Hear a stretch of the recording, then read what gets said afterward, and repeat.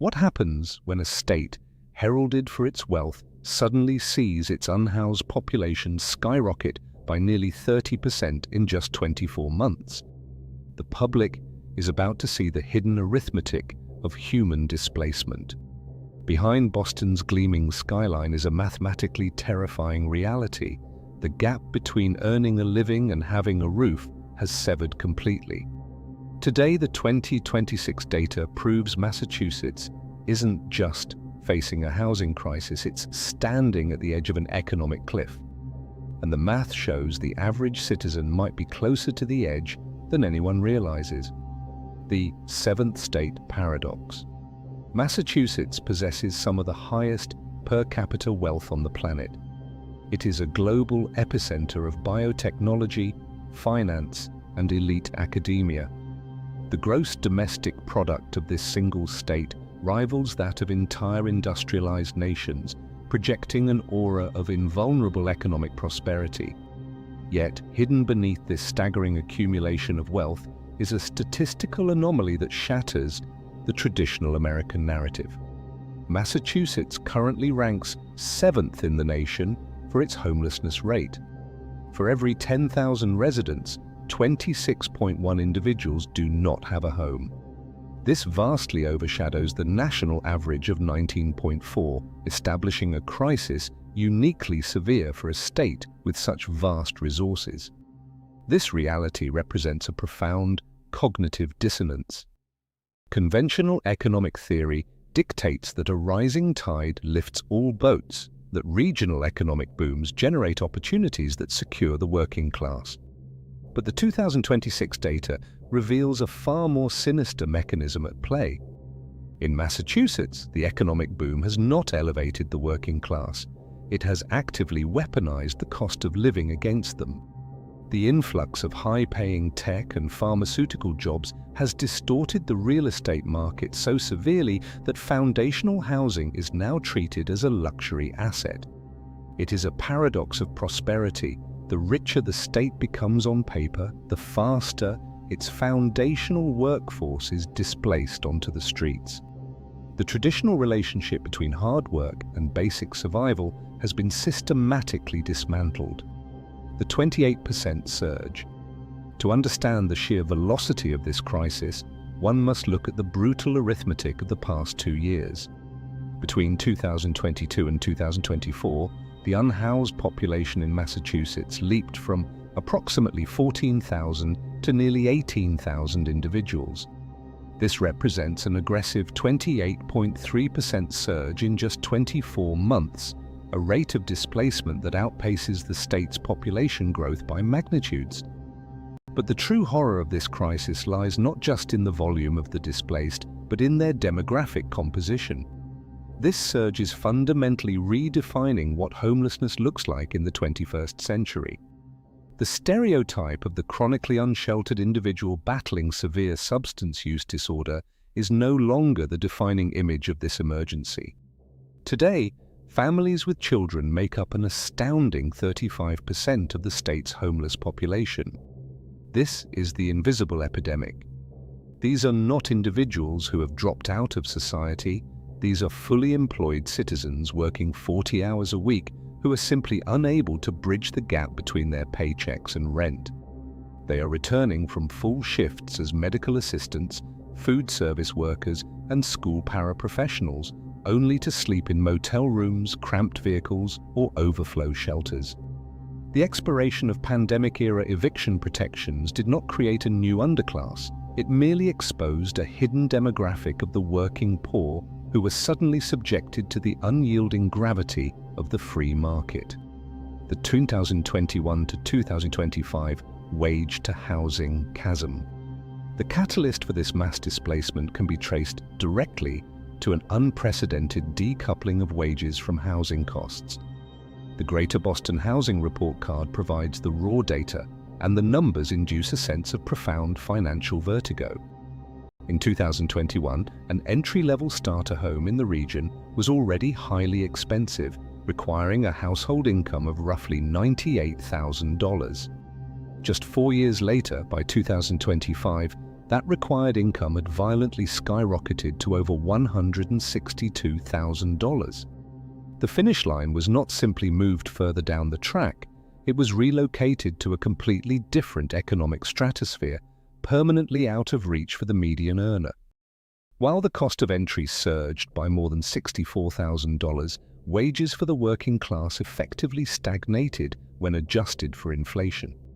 The basic math of survival has become an impossibility. If a resident were earning the baseline minimum wage, they would need to work over 400 hours a month just to afford a median two-bedroom apartment. Given that there are only 730 hours in a 30-day month, an individual would have to work 14 hours a day every single day, without weekends or holidays, just to cover rent, leaving almost nothing for food, utilities, or transportation. The bridge between labor and shelter has not just cracked, it has suffered a total structural collapse, the starter home extinction event. Because of this overwhelming chasm, the traditional starter home is now officially an extinct commodity in the greater Boston area. This extinction event has effectively killed the primary mechanism for generational wealth building in the United States. Today, only 15%, a mere 1 in 7, renter households possess the income necessary to even consider entering the housing market. That means 85% of all renters are permanently trapped in a perpetual rental loop, completely locked out of the stability that homeownership provides. Within this inescapable loop, the conditions are rapidly deteriorating. Nearly half of all renters in the state are now classified as housing cost burdened, meaning they are surrendering more than 30% of their gross income to housing. Worse still, a massive segment of this population is severely cost burdened, handing over 50% or more of their total earnings just to stave off immediate eviction. When more than half of a paycheck is incinerated by rent, the capacity to save for emergencies drops to absolute zero. These households are existing on a knife's edge, living one medical emergency, one unexpected layoff, or one broken vehicle transmission away from total insolvency and direct entry into the state's overwhelmed shelter system.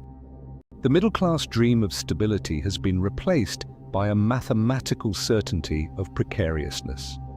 Permitting paralysis.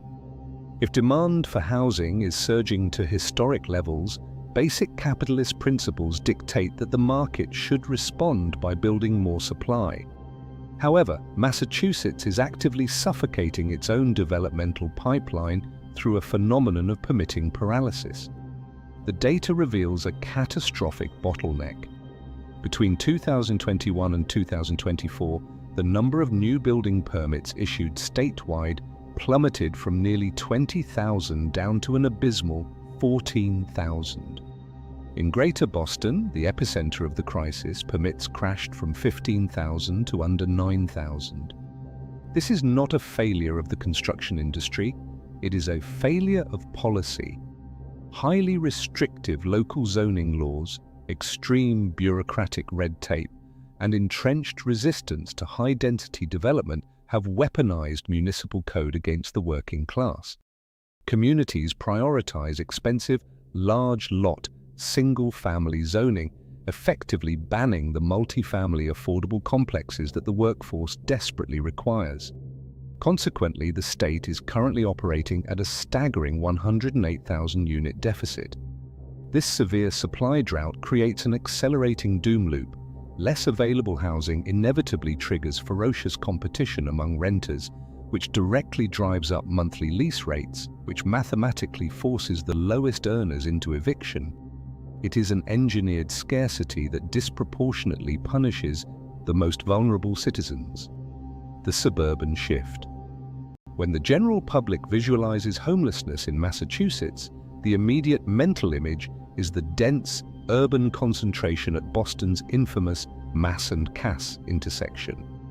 While that specific corridor remains a highly visible epicenter of unsheltered hardship and addiction, the modern economic pressure cooker has pushed the true scope of the crisis far beyond city limits.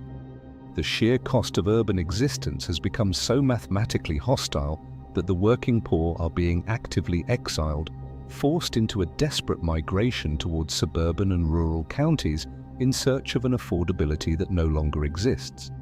This demographic shift is quietly mutating homelessness from a localized urban management issue into a massive, statewide geographical crisis.